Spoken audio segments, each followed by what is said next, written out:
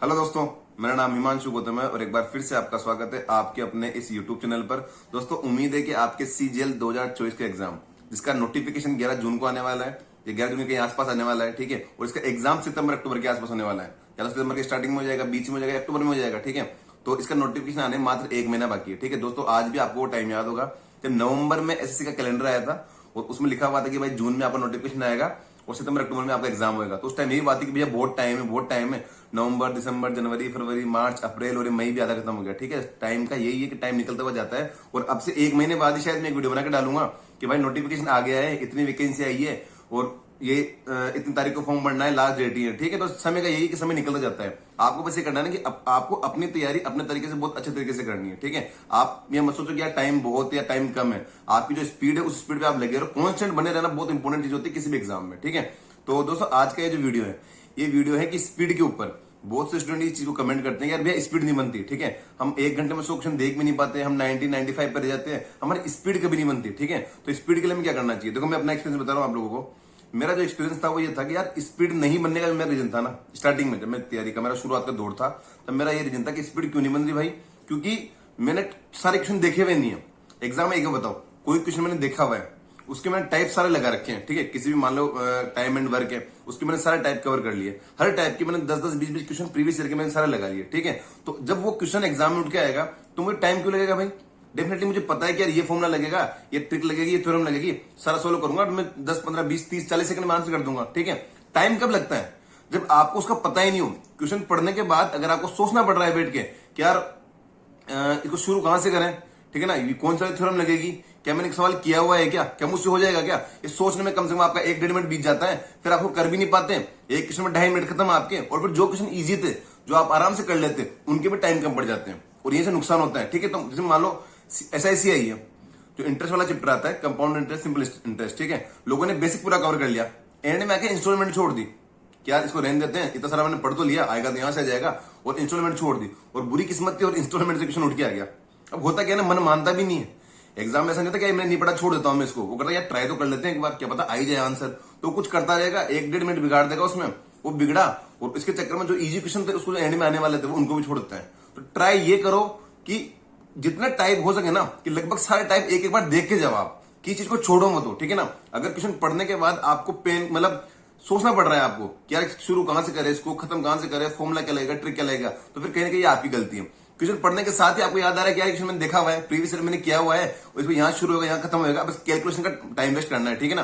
तो बस वो चीज आप आराम से कर लोगे, ठीक है। और एक और बात कि प्रैक्टिस मॉक का एक लाइव मॉक रखा है, लाइव मॉक अटेम्प्ट करते रहो। देखो आज के टाइम पे ना, अब जो करंट अफेयर आने वाली है किसी भी लाइव मॉक में, वो आपके जो मेन एग्जाम में आएगी वही आने वाली है, ठीक है ना। तो आज के टाइम पे चाहे पेपर ईजी हो, चाहे हार्ड हो, या मीडियम लेवल का पेपर हो, ठीक है, आपकी जो करंट सिचुएशन है ना, वो एक लाइव मॉक ही बताएगा।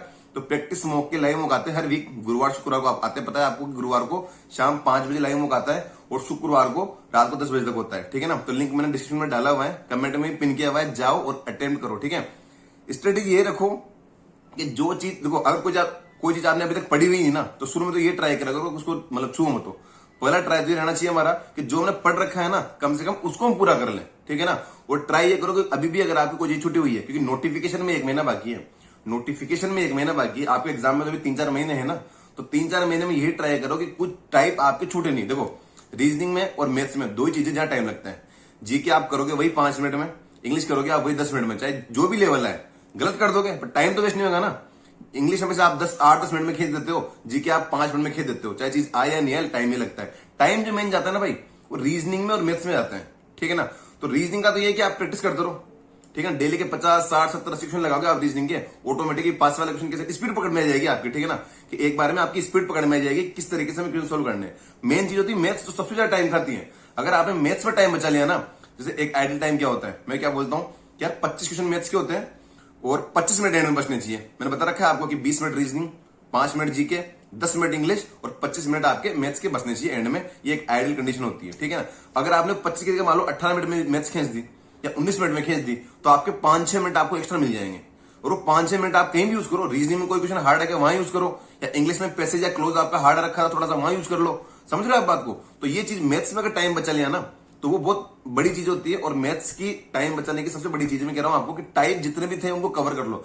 ऐसा नहीं होना चाहिए ज्योमेट्री आपने पढ़ ली और कोई एक पैटर्न आपने छोड़ दिया, या फिर आपने मेंस्ट्रुएशन कर लिया, आपने क्यूब कर लिया, क्यूबॉइड कर लिया, सिलेंडर कर लिया, कौन कर लिया, सब कर लिया, और एंड में जाके कोई आपने कोई चीज छोड़ दी एक, ठीक है ना। तो वो चीजें आपको नहीं करनी। ट्राई ये करना है कि ऑलमोस्ट चीजें कहीं ना कहीं, मान लो टाइम कम है, ठीक है, मान लिया कि यार पूरा नहीं पढ़ पा रहे भैया, टाइम कम है, बहुत सारी चीजें करनी पड़ती है, पर बेसिक आइडिया तो ले लो उसका, कि बेसिक आइडिया तो आपको पता हो। मतलब एग्जाम में अगर कोई चीज आप छू रहे हो ना, वो करना शुरू कर रहे हो मैथ्स में, तो माइंड में होना चाहिए कि ये चीज आप पहले कर चुके हैं, देखा हुआ है क्वेश्चन, ठीक है ना। या तो मैंने टाइप देखा हुआ था, या इस टाइप के मैंने कोई क्वेश्चन लगा रखे थे, या कहीं ना कहीं दिख रहा है कि आंसर में ले आऊंगा, ठीक है, मैंने पढ़ा हुआ नहीं है पर मैं आंसर ले आऊंगा, ऐसा दिख रहा है मेरे को, तब जाके उसमें कुछ करने का मतलब है। आप क्या करोगे, आपने पढ़ा हुआ भी नहीं है, आप उसका बेसिक नहीं पढ़ा, और आपने सब कुछ छोड़ रखा है उसका, और उसमें कुछ करोगे आप, 1.5-2 मिनट उसमें पूरे बिगड़ेंगे आपके। एंड में फिर आपको लगेगा कि यार 1.5 मिनट बिगड़ गया, अब तो उसको करके छोड़ूंगा, 2-2.5 मिनट बिगड़ जाते हैं, और फिर नहीं होता यार, ठीक है ना। एक भी क्वेश्चन आपका अगर 1-2 मिनट खींच देता है ना, जिस टाइम का एक क्वेश्चन का फिक्स टाइम होता है, ठीक है, मान लो आप सोच रहे हो यार एक क्वेश्चन है वो 1.5 मिनट के लिए बना हुआ है, कोई सिंप्लीफिकेशन का बड़ा सा क्वेश्चन आ गया, 1-1.5 मिनट उसमें लगता ही है, सबको लगता है, ठीक है, टॉपर को भी लगता है, मुझे भी लगा था, और किसी भी स्टूडेंट को लगेगा 1.5-2 मिनट का टाइम, ठीक है। अब वो लग गया उसमें, पर उसमें अगर आप 3 मिनट दे दो आप, ठीक है, तो वो कहीं ना कहीं 1 मिनट कहीं ना कहीं से तो कम हो रहा है वो, ठीक है। और उसका फिर एंड में जब आप क्वेश्चन देख पाते, ये रीजन होता है कि आप 90-95 देख पाए, 100 देख पाए। तो इंपॉर्टेंट चीज पहले क्या है कि आपको जितना हो सके टाइप सारे कवर करने हैं, ठीक है, जितने भी टाइप होते हैं ना वो आप एक बार कवर कर लो। हर टाइप के 5-5, 10-10, 15-15 क्वेश्चन लगा लो आप, ठीक है ना। उससे आपका बेसिक क्लियर हो जाएगा कि यार क्वेश्चन आने के बाद मैं छू सकता हूं, ठीक है ना, उसको उठा सकता हूं, उसको सोल्व कर सकता हूं, ठीक है। और मेन चीज ये क्वेश्चन प्रैक्टिस आप करते रहो, डेफिनेटली शुरुआत में होता है ऐसा, ठीक है, कि आप 90 कर पा रहे हो, 92 क्वेश्चन कर पा रहे हो, या देख पा रहे हो, मतलब क्वेश्चन सही करने वाली बात नहीं कर रहा कि 90-92 आप क्वेश्चन देख पा रहे हो, ठीक है, 95 देख पा रहे हो, पर 100 नहीं देख पा रहे।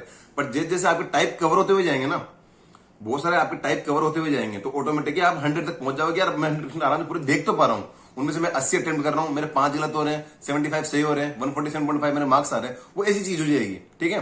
तो आपको सबसे पहला प्राइम कंसर्न, जो मैंने CSI वाला एग्जाम्पल दिया ना आपको, कि चाहे CSI में आपने पूरा पढ़ लिया पर इंस्टॉलमेंट छोड़ दिया, तो वो चीज आपको नहीं करनी, ठीक है। अगर वो चीज आपको, मतलब इंस्टॉलमेंट भी आपने कर लिया और कहीं किस्मत से वो क्वेश्चन उठ के आ गया, तो आप बहुत खुशी से करोगे क्वेश्चन को, और उसके चक्कर में आपकी रीजनिंग, इंग्लिश सब, मतलब कहीं ना कहीं आपको कॉन्फिडेंस बढ़ेगा, ठीक है। तो मेन ध्यान आपको ये रखना है कि टाइप्स आप सारे कवर करो, और हर टाइप के कम से कम 5-5, 10-10 क्वेश्चन, तो अभी भी 3-4 महीने यार, ठीक है, अभी भी 3-4 महीने हैं। और मैथ्स में हर चैप्टर है, हर चैप्टर में जितने टाइप्स होते हैं ना, हर टाइप के आप 10-10-20 क्वेश्चन लगा दोगे, इतना टाइम तो अभी आपके पास है बहुत आराम से।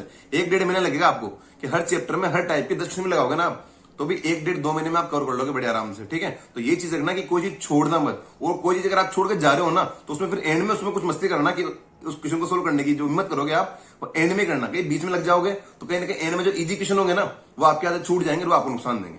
और पैटर्न ये रखना टाइमिंग, कि पहले रीजनिंग, फिर जीके, फिर इंग्लिश, फिर मैथ्स।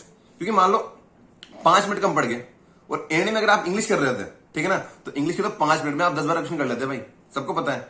पर मैथ्स के तो 5 मिनट में 5 उठेंगे ना, तो ये वाली चीज भी ध्यान रखना कि इंग्लिश को पहले करना और मैथ्स को बाद में करना। एग्जाम में क्या होता है, शायद पहले रीजनिंग आती है, फिर जीके आती है, फिर मैथ्स और फिर इंग्लिश आती है। तो अगर एग्जाम वाले फ्लो से करेंगे ना, तो फिर पहले मैथ्स करेंगे फिर इंग्लिश करेंगे, तो वो नहीं करना हमें, पहले इंग्लिश किया करो, ताकि एंड में अगर छूट भी रहे ना तो 2-4 क्वेश्चन ही छूटे, क्योंकि मैथ्स का भी एक क्वेश्चन 2 नंबर का है, और इंग्लिश का भी एक क्वेश्चन 2 नंबर का ही है, ठीक है। तो ये ध्यान रखना।